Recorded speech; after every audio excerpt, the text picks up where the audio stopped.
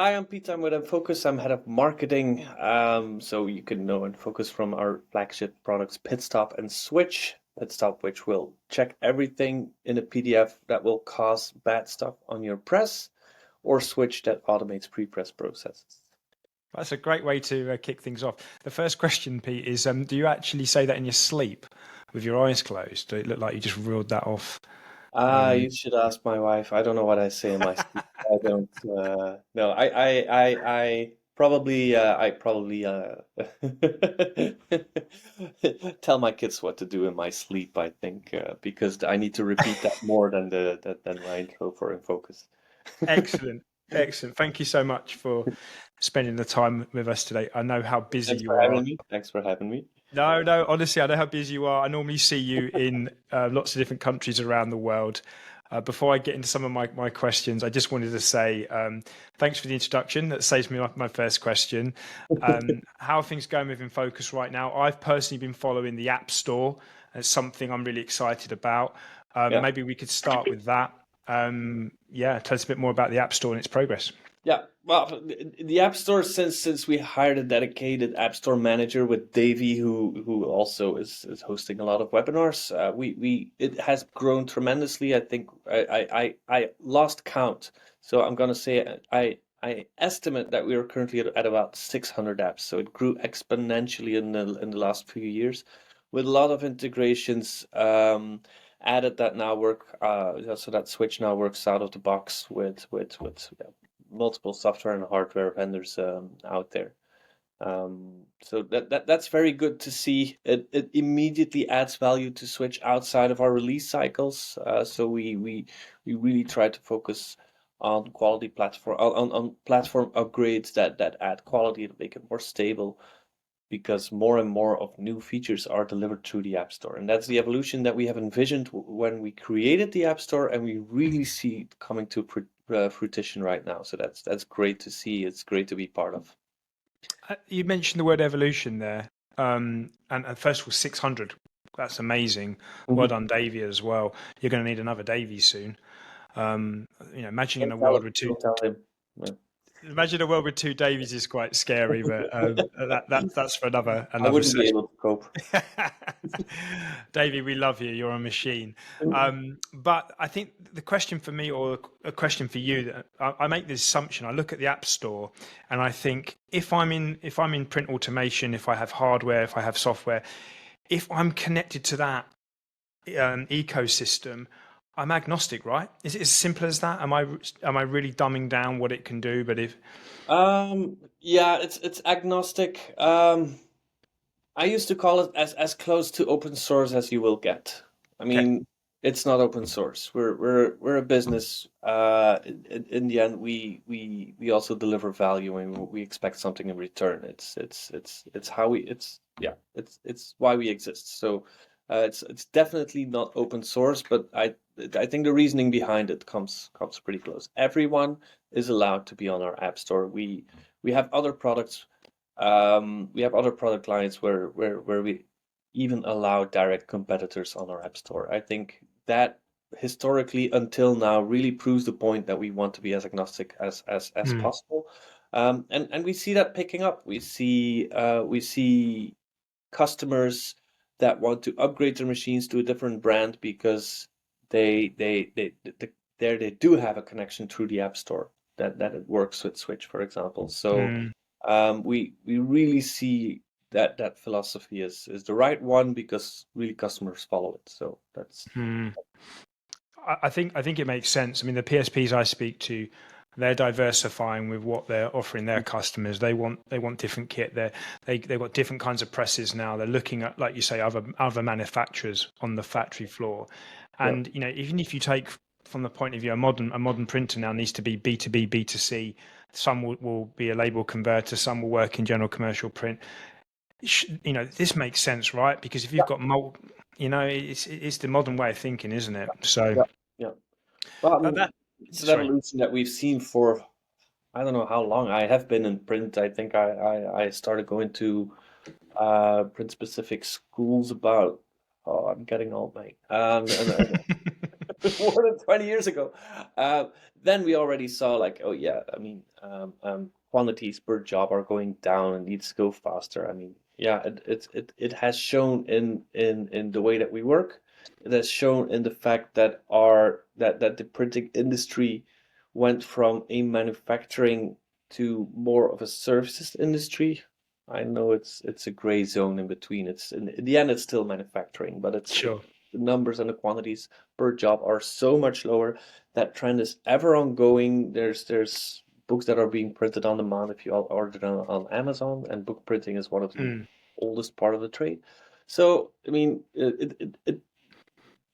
the amount of kit, as you say, it's also growing exponentially. There's a lot of vendors jumping on that, a lot of smaller, different machines, just to be able to allow businesses to get going, to get started, to start diversifying their business. So one one central piece and one source of the truth is just so important, and it's nice that we can offer help through, yeah, in essence, middleware like Switch that also automates production. Yeah, yeah, no, it's so important. And you mentioned the word manufacturing, and I think there's a shift I'm seeing. I don't know if you must be seeing it because you said it, but Mm. actually we're not printers anymore. We're manufacturers. We're making things, Yeah, and that can be one times one or a million times one or whatever yeah, it may be. yeah, And one of the things I always liked we've worked on many a trade show workflow is the way that the Enfocus products save on waste yeah, and the way that we can empower the PSP to have a million times one or one times a million, doesn't matter what the order is, with all the different yeah. array of products. I'm not going to go too much into all the products that Enfocus do because it's quite an extensive list. But I just wanted to ask you a few more questions Yeah. on the value, if that's okay. Thank you for covering that on the App Store. Really exciting. I think I'd urge people to check it out. I'd urge people to get on it. I'd urge people to follow the webinars with the Works With series, which I think is Yeah. really informative. Let's talk about ROI because it's a hard industry to work in right now, especially in the Western world, right? Margins are getting squeezed all the time. We know, you and I both know, we're advocates of automation and we believe in streamlining workflows, and we know that the Focus stack does that. Yeah. Give me some sort of broad baseline examples of where that ROI is seen through implementing in focus products. Well, it's I think there's about three parts to this answer because it's a good question. But it is really complex because it's not only what how you want to improve your ROI, or how you want to protect your margins today. It's also when you're when where do you see yourself in 3 to 5 years as a business? And then it really becomes interesting because then you're talking about scaling. And if you don't automate your processes and your business is growing, then it's very difficult or nearly impossible to scale because your costs, and by that I mean hours that you have to pay, your staff is just going to exponentially increase with your work. So if you and that's really where we see where we welcome the most new customers. It's like people who started a business, their business is picking up, they're doing good quality work, but it's all manually, but because they can still cope. Yeah, Then at some point business is taking off, it's growing, and then it's like a very interesting turning point. Like do I start working on streamlining and automating my processes, or will I just hire a lot more people to get a lot more done? But then hiring more people also comes with its challenges, being it's pretty chaotic. How do you keep an overview? How do you inform your customer on the status of a job? yeah, So at some point you need to do more work, and you need to do it with the team that you have. And that's where it becomes really interesting. So that's part one of ROI. For that, we actually have calculators on our website. So if you go to our website, go to the Switch page, there's a page where you can fill out a few things, a few assumptions, and then on average, we see an ROI for a switch installation that you reach your break-even point for a switch investment in about 6 months. Okay. Which is nice, which is pretty good. You can go into detail as well. You can talk to an expert who can tweak every little variable that we have so that you can really get a detailed, well estimated point ROI study done. From the customers that we visited, and the movies are also on our website. Go to our blog. Movies. We'll come on to that in a second. Movies. We try to capture a lot of customer stories, and I can give you a few examples like speed improvements. A customer in France that was able to get a 45-minute lead time on a job back to 2 minutes. So that's a lot of time saved. There's a customer in England that actually used Switch and Bits Observer to read ink coverage on a page to then send that to an MIS that does some ink removal. Well, that optimizes ink usage. They say that it saves them 30,000 British pounds per month. Yeah, there's a lot of examples that I can give you. There's a customer in France that runs a quite large wide format shop all by himself, who says that if I run an open house for my customers, I need to hire actors to stand in production because it would look too weird if it would just be me. Yeah, the Completely by himself. examples I can give you is Wow. but yeah, they're all on our they're all Wow. they're all on our customer stories overview. Wow. Okay. That sounds good. And obviously, you mentioned the particular example, 6 months for breaking even. Yeah. What's the on average? I know this is probably quite a broad question to answer, but what's the on average is the implementation time for putting Switch into a new site? I'm going to give you the answer that you don't want to hear. It depends. Depends. That's the right answer. That's the right answer. Yeah.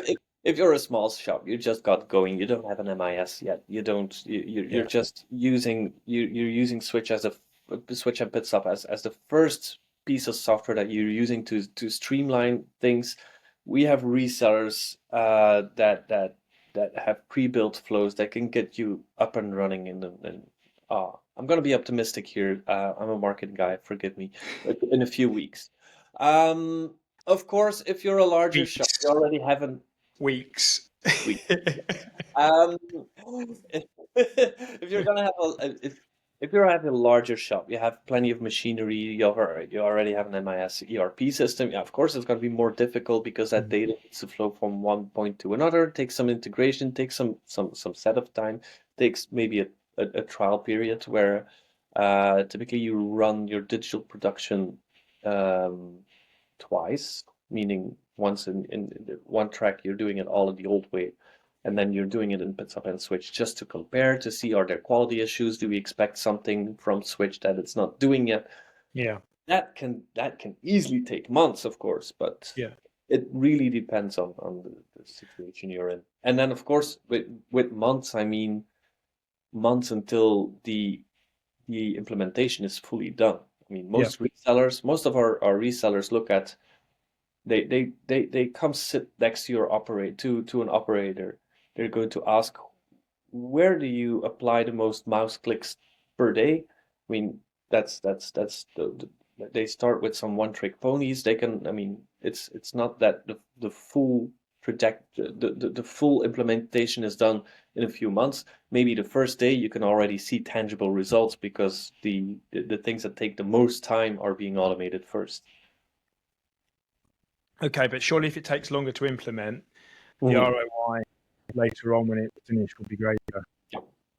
I guess more systems, more data. Yeah. Okay, great. Thank you for that. And I get a very broad question, so I didn't expect as detailed answer as that, but so I appreciate it. It's a long way of saying it depends. So if you want to summarize, it's just it depends. putting the marketing guy on the spot. I wrote this stuff apparently.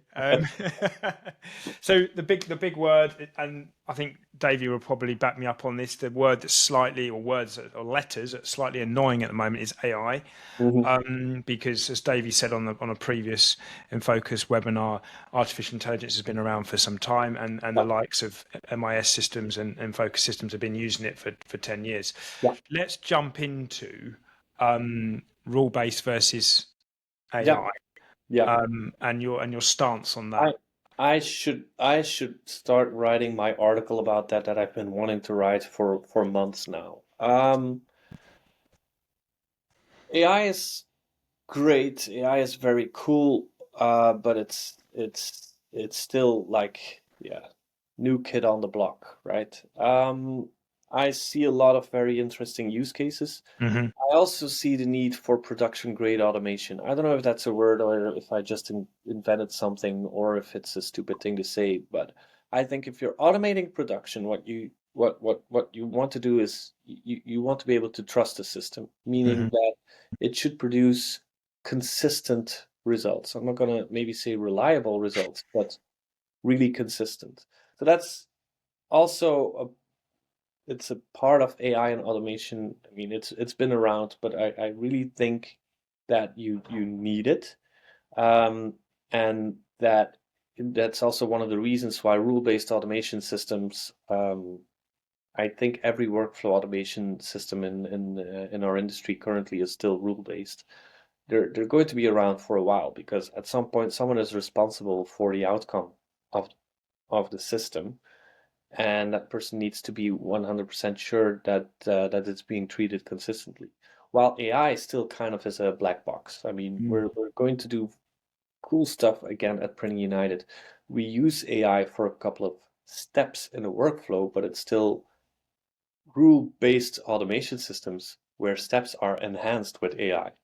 And Okay. there I see a lot of opportunity, and also spoke to a few customers that for example, a customer in Sweden that uses an AI-powered step using our app creator Blue West's AI app to just summarize the content of a job to create a job folder.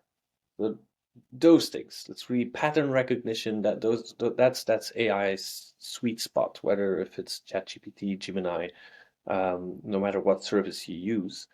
And I also see a lot of opportunity to get to start working with AI agents that build your rule-based automation flows. Mm-hmm. There I also see a lot of opportunity. Mm-hmm.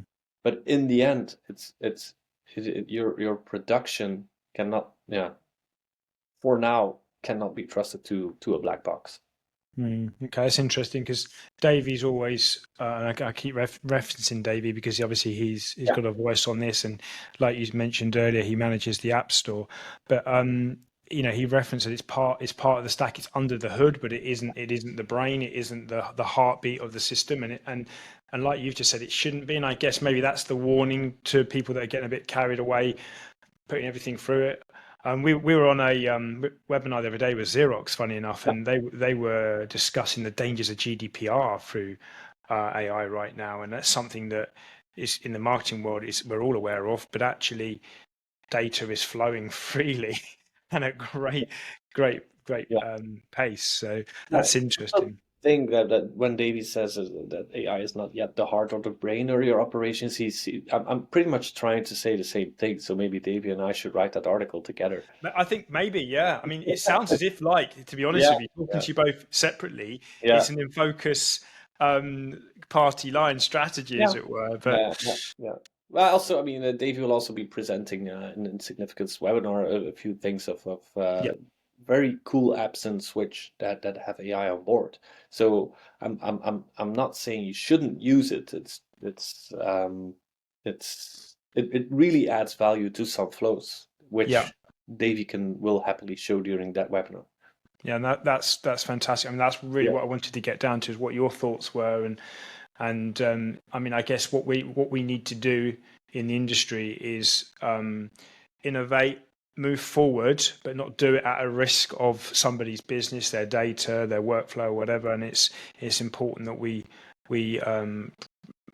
innovate and bring in the things that make sense rather than just doing it because everybody else is doing it. And again, It's the correction that I think the world is going to face pretty soon. Um, don't, and I've said that from the very beginning. Don't use AI for the sake of using AI. AI is not the thing that's going to make or break your business. yep, Again, it's what you do with it. yeah, It's it's yet another means and a very powerful one, and perhaps the most powerful one that we will see added to our tool set, at least in our career. So we need to look into it. We need to look into the possibilities, but in the end, it's a means. It's not just the fact that you're making AI is not going to sure. make you, that you're using AI. That fact alone is not going to make you money. It's not going to make us money as a tech vendor. It's not going to make you. It's not going to make PSP money. Far from it. Excellent. And we've got the webinar coming up in Yeah, October, so we'll push those details below. Please join us. We're here to hear from yeah, Davey as well. yeah, I think it's Print IQ also joining us, one of your partners. yeah. Who the Yeah, rumors are they're joining the Dave's App Store soon. sorry? Rumors are they're joining the App Store soon. Oh, those are rumors, Chris. Can't tell. But Davey's doing a webinar with them, right? That's He is, yes, typically yes, an indicator. yeah. Okay, great. So next question. This is slightly lighter. So thank you for your insights there. Do write that article. We would love to hear it. We've worked over the years, Pete, on many a trade show together, Yes. collaborating across the floors. Some have been more successful than others. There was one where I think we were Chris, dressed up we as. always had fun. We always have fun, What and we to- always dress up. So I'm gonna ask you a few quick fire questions in a minute. I'm just gonna bring in this little fella here. Hey, that's you. This is a mini me that I think you made at Printing United in 2023. That was the first We've batch that we ever made. You still have it. I I appreciate love it. it. I I feel love it. honored that you still have the first batch of mini-me's with you. Look how young he looks. Um, but joking aside, this is an important part, I believe, as a marketeer, that what trade shows should be about. It's about being fun, being creative, but giving a real visual of what you can do with the Yeah. software and Yes. walking away with something tangible. Before I ask you about what's coming up, what are your top 3 favorite themes that you've run for Enfocus? Oh. Well, I really like the beach team that we did at Vespa. Yep. Um, yeah, that's let's put that on 3. Yep. Then another beach team, but I think a few weeks before that was where you pretty much helped me build a booth that was stuck in customs in Canada. Graphics Canada. That's for sure on 2, and really because of what part how everyone really helped me out of a really troubling situation in like Okay. a matter of days. What Yeah. you did, what Rimpy at Ronick did, Yeah. what Mark Renau Yeah. did, I will never forget that. Uh, Number 1 is last year Printing United. Okay. So it was baseball Yeah. team. It's just also because Yeah. my hobby is carpentry and I built the furniture at the show. I had a lot of fun doing that, and we're still using that furniture. So yeah, that's gonna be my coolest show until now. So just to give context, when we helped you, Yeah, because you helped us, we had we were a collective known as WebConnect Plus, I believe. yes, WebConnect Plus, yeah. yeah, And one of your resellers, your partner Significance, were pulling this together. We had 100-foot booth, I believe, and we even had a robot moving the print to the cutting machine. It was amazing, but we couldn't have moved those job files around if it wasn't for the Enfocus yeah. products. They connected the 7 partners. We had 7 different partners on one booth Mhm. showing live from web to print with Yeah. Infigo all the way around to the cutting table with Electron. It was amazing. And you were over at the side with your own booth, but yet you were the heartbeat of that workflow. And I think yourself, I remember right, yourself, Morton came over, spoke to you, me and Mark, didn't he, about Yeah. what we were doing. And Yeah. and that was 2 years ago. I mean, that was crazy that we were Yeah. thinking that then. I think it was it was 2 years ago, and it's also I think that in the prep calls for that project, I already said, why don't we take pictures of ourselves and have them produced at that show? It didn't Yeah, happen for some reason. It didn't happen. I don't know why, but I was standing there. I was looking at that, which essentially was a smart factory at a booth. yeah, And I thought, oh, this is kind of a missed opportunity because the fact that you can take a picture, that you can automate everything. I mean, and in the end, I do a lot of crazy and creative ideas, but I still really try extremely hard that even if it's a funny movie, even if it's a parody on an action movie for Christmas, I somehow still wanted to tell the story of what the software can do for you. yeah. And that's I if that component is not in any creative project, I don't do it. I get a lot of crazy ideas from people Do you? outside of my team. Do you? If Oh. there's not Mm. if it's not 100% relevant to what we actually do and what Yeah. the benefit that we have that we offer our customers, then it's a no-go. They Okay. knows that. So, So that's when it's at Canada at that smart factory that I came up with the mini me's that you're holding. It's like we right. need to prove how fast it is. So we take a picture and you walk away with with a miniature version of yourself in terms of hours, and digitally we can show that the background is removed, the cut path is generated, that all that stuff is done in a minute. I mean, that's in any case the story I want to tell. And I haven't found anything better yet than those mini-me's, so that's why I keep Mm. on doing it because it's fun. There's demand for it. People love it. People queue up People to keep them, clearly. their picture taken, they keep them, and at the same time they really experience how fast the software works. So Mm. I why would we build other things? So we made variants of that, like mini-me magnets over the what was it, Las Vegas and Toronto and Montreal skyline. Yeah, there's and now at Printing United we're going to do hey, this is airing after our press release, right? Okay, so we're gonna do playing I cards was just about to ask you, and you're going background. straight into it. So We're going keep to do talking. playing cards with a personalized background, and then mini-me's because our theme this year is the Chamber of Automation because automation is a little bit of magic. So now we're actually going to apply a little bit of AI to that mini-me, Brilliant. which I think, and we had that discussion a lot already, Chris, with the face swap initiative that you did. Um, I I really put some pressure in. If we're doing AI, a person still has to recognize himself. Of course. Yeah. Because if it's completely swapped out with something that looks random, it could have been anyone, it could have been printed weeks before the show Disconnects and just from the cut user. out. Yeah, So yeah, yeah, it the recognizability yeah. is important and that has to happen. So, Pete, next question then. You've just given us a nice little tidbit there of what's happening at Print United. Are you able to share Oh yeah, the workflow? sure. Who it's with, the partners? Yes. Well, there's a couple of projects that we are doing. So one of them, again, the mini me's this time are just going to be tailored to our theme, which is Chamber of Automation. It's more like magical automation wonderland because we shouldn't take automation for granted. We shouldn't take technology for granted.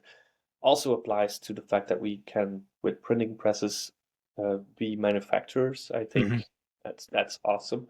But it's the outcome of the mini me is going to be a magic version of yourself. I mean, all within the theme. So the pictures will be taken at our booth. Then the image is going to be enhanced using no, sorry, the image is going to be enhanced using Vice's technology. Okay. Vice, our Swiss manufacturer of image enhancement services. Um, then it's going into a flow where switch and pits up will automatically generate the cut path, and it's going to be nested using Griffin, obviously, so that we get as little as substrate waste as possible. Then it's going to be printed on a Digitech device and cut on a Kongsberg table. Yeah, Wow. Okay. Pretty cool. And again, that just brings back that message of Yeah. the app, the connection, multi OEMs, multi companies, all working together through Yes. one communication flow. Okay, And fantastic. we're also going to be again creating offering magnets. Picture of yourself on a magnet, picture of yourself on playing cards, and yeah, there's plenty of other vendors and partners that we will be working with. I think Electron is one of them. Um, um, there's too many to name Yeah, quite a squad. come up with them at the Yeah. moment. Okay, so come over to the Enfocus booth. You've got resellers there as well, I believe. So you've got you're quite well resourced in terms of having a conversation, So learning more. if you want to learn more about automation, if you want to learn about what automation can do for you, if you want to talk to the people who are our eyes and hands in the field, who implement automation and who have implemented automation at many other customers, whatever issue or whatever automation topic you want to discuss, our our resellers at the booth are the ones you want to talk to. I can say with 99% confidence that even though you probably think it's something that is not that cannot be automated, they will probably have done it at one of your competitors already. Brilliant. So now's the time to come over. Now's the time to talk to our resellers. There's Belgian crafted demo pods where you can stand and get a software demo and see what the solutions can do for you. Fantastic, Pete. Let's get you back in on the channel in November and see how it's going, and Yeah. maybe see how many more have signed up to the App Store as well. 600 we're on right now. Can we get to 1,000? I think that's the next one. So, thank you so much. I really appreciate your time. Safe travels, and see you soon. Yeah. Again, thanks for having me, and yeah, see you in it's less than a month now, Chris. Less than a month, 25 days. Yep. Wow, you're counting down. Hi. This episode of The Matrix is sponsored by